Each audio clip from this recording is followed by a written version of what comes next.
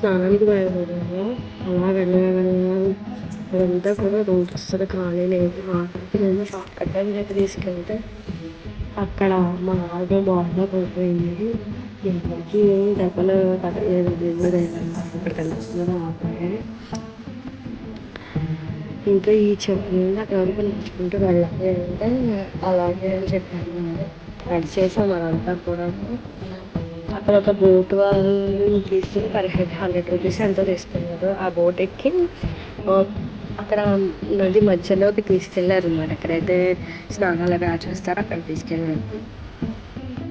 అక్కడి నుండి అలా చాలా దూరం అనమాట. కొంచెం మిడిల్ ఆఫ్ అక్కడ వరకు తీసుకెళ్ళారు కూడా. అంటే అందరూ అక్కడే స్నానాలు చేస్తారు అని చెప్పి అన్నారు. ఒడ్డున చేయడం కాదు, ఇదే నడిచిపోవాలంటే మధ్యలో అని చెప్పి నేర్చుకున్నాను. నిజంగా ఒకటి నేర్చుకున్నాను.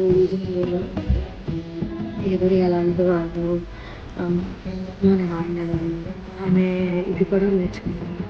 అదంతా కూడా పెద్ద గ్రౌండ్. ఇది చెప్పాలంటే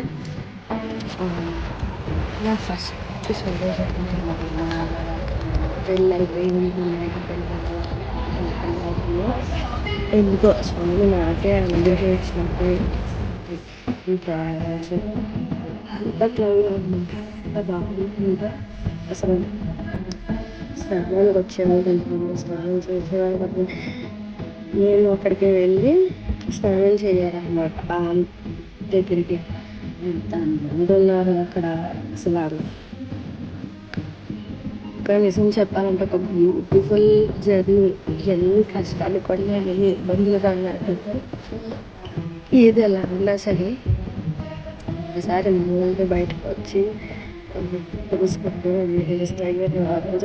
ఖచ్చితంగా అసలు ఎంతో ఒక ప్లేస్ అంతా కూడా నిజంగా స్నానం అయిపోయాక ఆ పీస్ ఎంత బాగుందంటే నిజంగా మైండ్ కామ్గా ఏదో తెలియదు హ్యాపీనెస్ చాలా చాలా చాలా చాలా బాగుంది. ఏమో ఇంతమందిలో నాకు ఆ అదృష్టం దక్కింది అనిపించింది.